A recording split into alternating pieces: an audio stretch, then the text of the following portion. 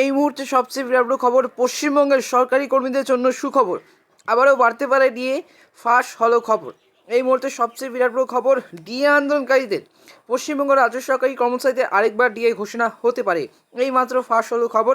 নতুন বছরে আবারও কিন্তু খুশির খবর, বাড়তে পারে ডিএ তথা ডিএনএস অ্যানালিস বা ডিএ মৌখিক মহার্ঘ ভাতা নিয়ে নতুন একটি আপডেট বা খবর প্রকাশ্য আসছে। যে সূত্র মারফত জানা যাচ্ছে যে সুপ্রিম কোর্টে ডিএ নিয়েছে, মামলা চলছে, খুব শীঘ্রই কিন্তু তার শুনানি হবে। আর এতে সরকারি কর্মচারীরা জয়ী হওয়ার সম্ভাবনা বেশি। যদি তাই হয় তাহলে আবারও কিন্তু ডিএ বাড়তে পারে বলে মনে করেছেন অনেকে। তবে গত বছরে একদম শেষ লগ্নে এবং 25 এবং 25 ডিসেম্বর অর্থাৎ 25 তারিখে যে বড়দিনের দিন পার্ক স্ট্রিটের অনুষ্ঠানে শুভ উদ্বোধন করতে গিয়ে মুখ্যমন্ত্রী মমতা বন্দ্যোপাধ্যায় ডিএ তথা ডিএনএস অ্যানালিস বা ডিএ প্রাপ্ত সরকারি কর্মচারীদের সুখবর ঘোষণা করেছিলেন। এবং গত কিন্তু ডিসেম্বর মাসে এই 25 তারিখে কিন্তু গত ডিসেম্বর মাসে 4% ডিএ বাড়িয়েছিল। তবে ওই দিন মুখ্যমন্ত্রী 6%, গত 6% ডিএ পেত রাজ্য সরকারি কর্মচারী। এবার কিন্তু গত 25 ডিসেম্বর সেই ডিসেম্বর মাসে যে 4% ডিএ বাড়িয়েছিল, মোট তারা কিন্তু 10% হারে ডিএ দেওয়ার কথা ঘোষণা করেছিলেন। গত 1 জানুয়ারি থেকে এই মাস থেকে বা জানুয়ারি মাস থেকে কিন্তু এই নতুন হারে ডিএ কার্যকর করা হবে। এবং আগে রাজ্য সরকারি কর্মচারীরা 6% হারে ডিএ পেতেন, তা কিন্তু 4% বাড়িয়ে এখন কিন্তু 10%, মোট 10% করা হয়েছে। তবে ডিএ এর পরিমাণ বাড়ালেও সন্তুষ্ট নয় রাজ্যের সরকারি কর্মচারীরা। তবে এই যে কারণ, কেন্দ্র সরকারি কর্মীদের সঙ্গে রাজ্য সরকারি কর্মীদের কিন্তু ডিএর ফারাক কিন্তু এবং পার্থক্য প্রায় 36%। এবং কেন্দ্র সরকারি কর্মচারীরা কিন্তু 46% হারে ডিএ পাবেন এবং 4% বাড়িয়ে কিন্তু আবারও কিন্তু কেন্দ্র সরকারি কর্মচারীরা 50% হারে ডিএ পাবেন। তবে কিন্তু রাজ্য সরকারি কর্মচারীরা এখনও পর্যন্ত 36% হারে দিয়ে কিন্তু ঘোষণা পিছিয়ে।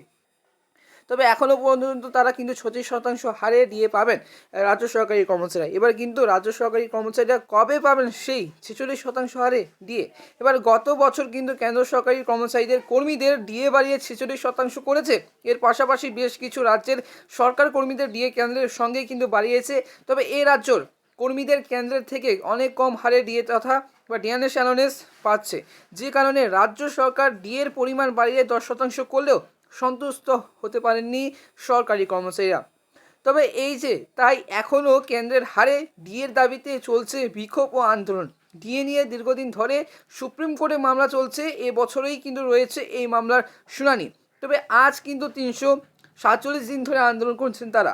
আগামীকাল কিন্তু 19 জানুয়ারি সমাবেশ মহামিছিল করতে চলেছেন। আর সুপ্রিম কোর্টে এ বিষয়ে রাজ্যের সরকারি কর্মচারীদের পক্ষেই রায় দিতে পারে বলে মনে করা হচ্ছে। তবে এই মুহূর্তে সবচেয়ে বিরাট বড় খবর, আজকের এই প্রতিবেদনটি কিন্তু অবশ্যই প্রথম থেকে শেষ পর্যন্ত দেখবে।